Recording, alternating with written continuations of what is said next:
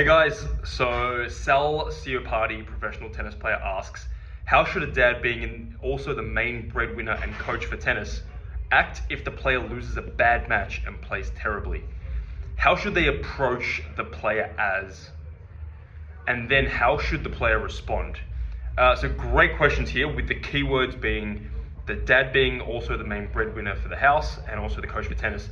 How should he act if a player loses a bad match and plays terribly? Well, the first thing you want to address is it's not easy for your parent to be a coach. Although parents and coach and children can go, well, this is a thing that makes sense, right? Your dad's probably a tennis expert, because I know from your brother that he is a tennis expert himself.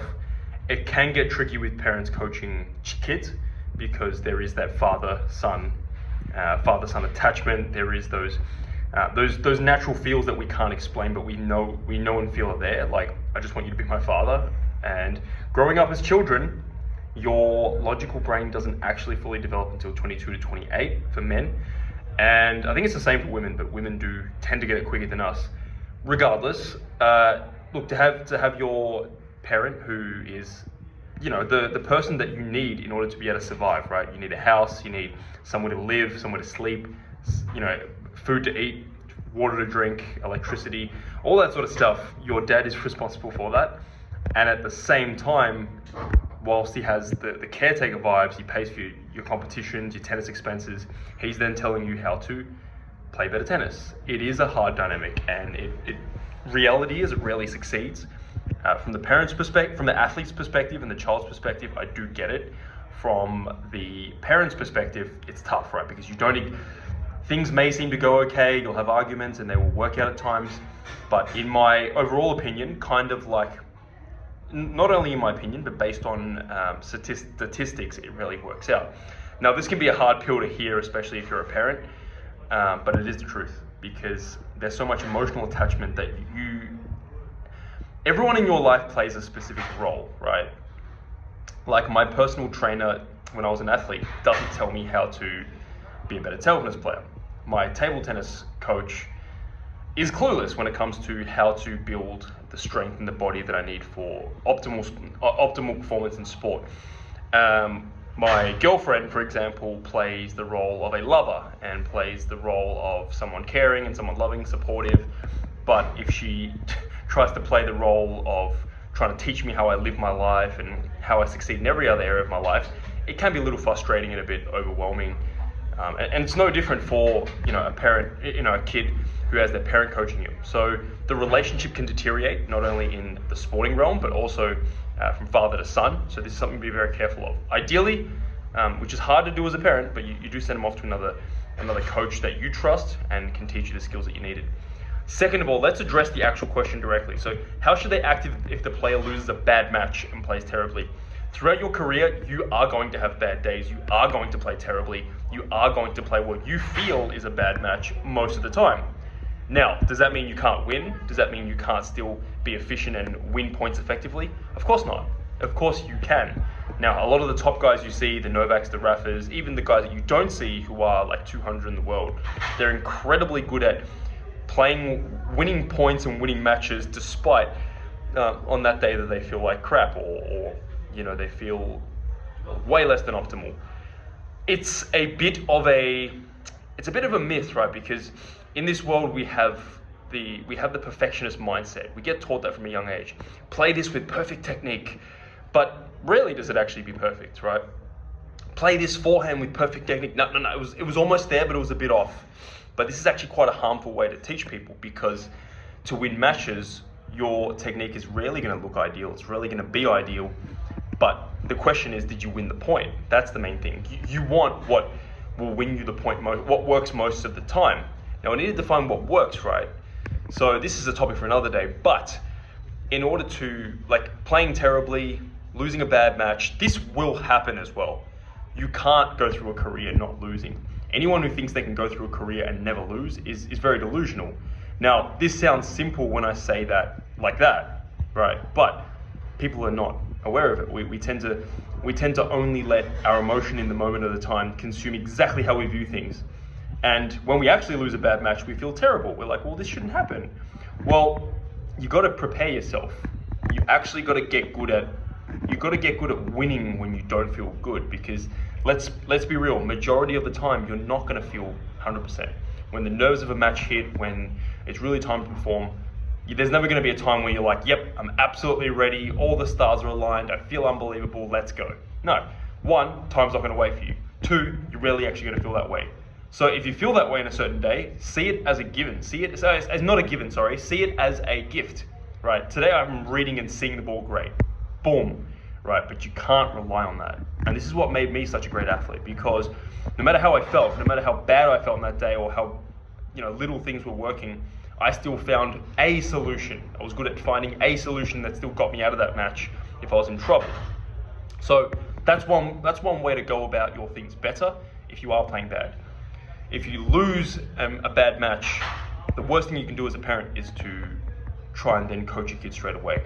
A human being needs time to cool off from the emotions of a quote-unquote bad loss, and needs to figure out, okay, what went wrong? Was it just a day that nothing worked and I need to just move forward? Or is it actually like, I need to move forward, but I need to find where I technically need to get better? What skills need more sharpening? Which is what you do in training, right? To train effectively, you need to know what needs to be trained. People go in there with the idea of like, I'm just going to train, I'm going to get better. No, mate. You need to know what to train, because that looks different for different people. I don't think John Isner needs to keep training his tennis serve, right?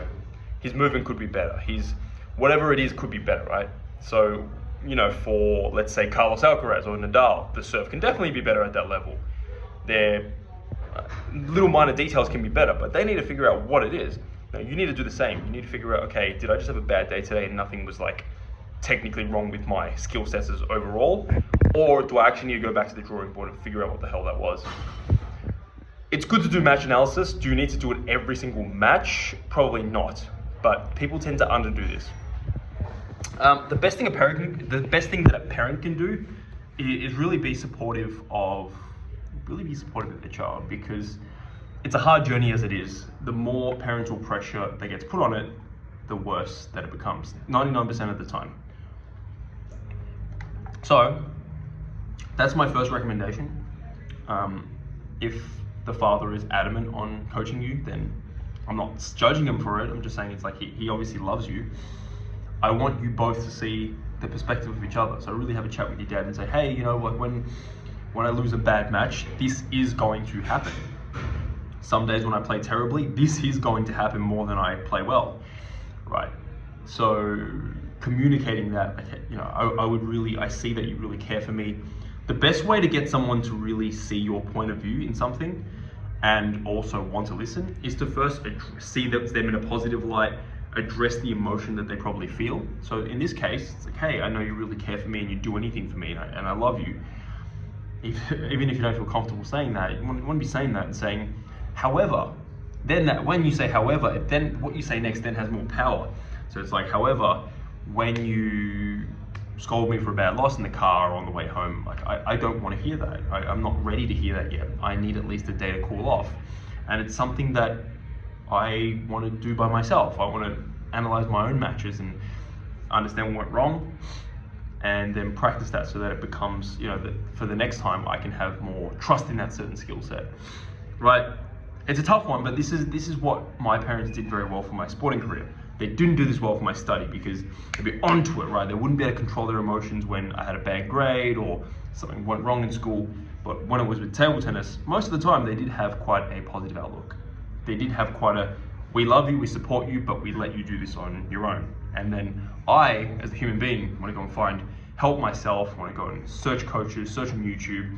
And this is what you need. This is the ideal dynamic that you have with your parents for, the best sporting success as possible. Now you can get that. You can get that by communicating with your parents and asking for it. They may not in the first month, in the first 3, 4, 5 months be able to fully do it, but as long as you see them get better at it, you want to be like, hey, I really see that you're giving me my space and I want to thank you for that. You got to love people patiently.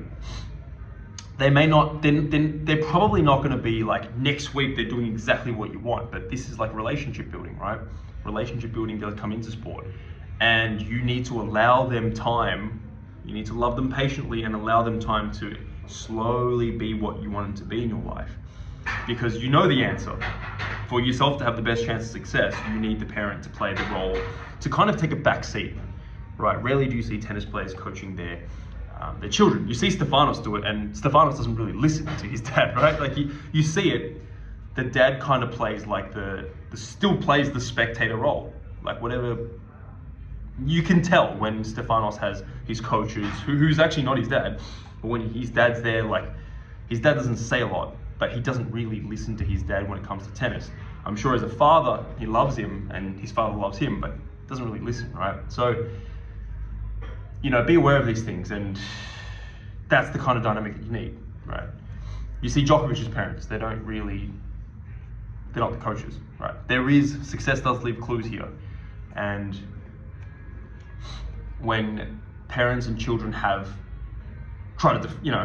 they try to say like, this is what's going to work best, you're forcibly trying to do what doesn't work. That's if I put it really bluntly. However, your parents don't see it that way. I also don't see it the way of your parents. Like, I love a child because I haven't got a child, I haven't had one, I don't know what that's like, or I haven't had a little brother that I've cared for, or a little sister. So you need to get them to be able to see that and see that it doesn't work, and over time they will then be able to change. You can't expect that they'll be able to do it instantly, but over time this is what you're looking for. Even if they go to your matches, they support you, for you to have success and to love the game in the long term, they do need to have that kind of role in your life when it comes to your sport, which is actually really hard for them to do because they pay for all your stuff, they drive you everywhere, they do everything for you. Right? It's really not easy, especially as a dad who is quite, the men tend to be quite competitive. So yeah, to summarize it, understand where your dad's coming from, however, explain where you're coming from to after that, so he feels understood and heard, then he can take in, emotionally, he can take in how you're feeling, then over time, he's gonna be able to better and better respect that. And sometimes, if they're not respecting that, you can be like, hey, like this is what it's causing me to feel again, and I don't wanna quit the sport, and I wanna love the sport, right, but this is not helping. And when they actually do good behavior bit by bit, even if it's slow progress is progress. Be like, hey, thanks for not, blasting me after I lost a match. In the past you would have, and I really appreciate that. Over time, they're gonna be able to play that backseat. Because you do see this, like, rarely will you find an example where the father raised the child, or the mother raised the child from the very start of their sporting days all the way until the end, and they become a professional. Success leaves clues, so this relationship breaks down every time. It's almost impossible for it to actually work. This is a fact that parents and children need to realize. And if they realize this quite early on, thank me later kind of thing. Thank me later, Hemming. Awesome, man. Well, I will leave you with that video. Keep up the questions. I really want you guys to ask me a lot of questions because ultimately I can't just project what I feel like you guys need. I have been in the position of like young athlete, doesn't know how to deal with the different emotions of the journey, knowing that you are going to lose more matches than you win. As you get better, you're going to start comparing yourself and playing better opponents every single time, and you will, for the most part, lose more than you win most of the journey. So this is the sort of stuff that people don't see if they're not in elite level things. So ask me more questions instead of me saying, this is what you guys need. Well, I want to know what you guys need most help with. And basically I'm that person to provide that support through the lens of someone who's been through young kid, elite kid who's good but not there yet, and then almost there, and then eventually 61 in the world, two times Olympian, Australian #1 for many, many years. I want to help you guys reach your potential. So the things that you guys need help with, voice them out, and that helps me help you. So I will hear from you guys soon. There will be prizes for who asks more questions, who contributes more.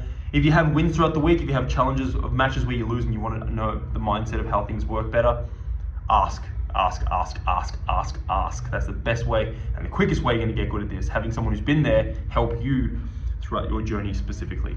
So Sal, good question. Keep up the good work. Good luck for your tournaments, and say hello to your brother, which I might even do that before you do. So guys, peace out. See you for the next video.